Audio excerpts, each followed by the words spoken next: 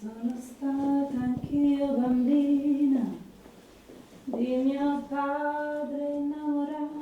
Lei è sicura? Signora, mi ascolti, è sicura che quello che mi dice è veramente quello che le è successo? Lei Guarda, è colpa mia, come può un uomo così bello e gentile diventare una furia, una bestia? È solo colpa mia. No, devo calmarmi. Sì, mi faccio schifo da sola. E mi faccio schifo da sola al pensiero di quello che ho fatto. La pazienza delle donne. Io ho vissuto solo per vederla morire. I limiti peggiori li portano dentro, nell'anima.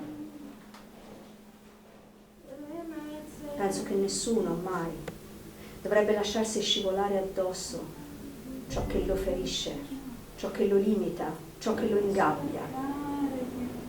Maria, ti amo, ti amo. Senti che bella frase. E non è soltanto una frase. No. È un verso, è il mio verso. Ti amo. Senti? No. Su. Un attimo, ora apro. come siamo arrivati a questo punto?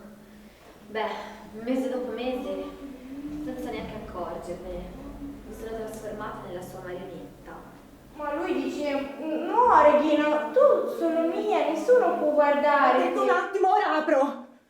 Sono da sola, gli uomini ti cambiano e tu piangi. Ho detto che apro, non sto cantando, no, non sto facendo niente.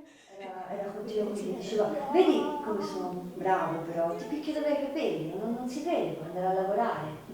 Cioè, perché tu devi capire, perché tu sei di quelle, sei come un cane. Alla fine di Aria per me non ce n'è stata più.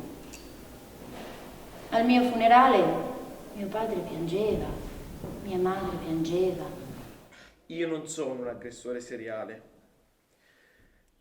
Io in testa l'ho sparato solamente una volta! Una!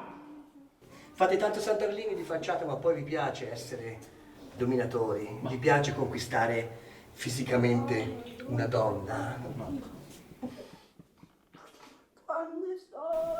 Poi però un giorno mi fa, tu sei un aborto mancato. Lì capirete bene che non ce l'ho fatta.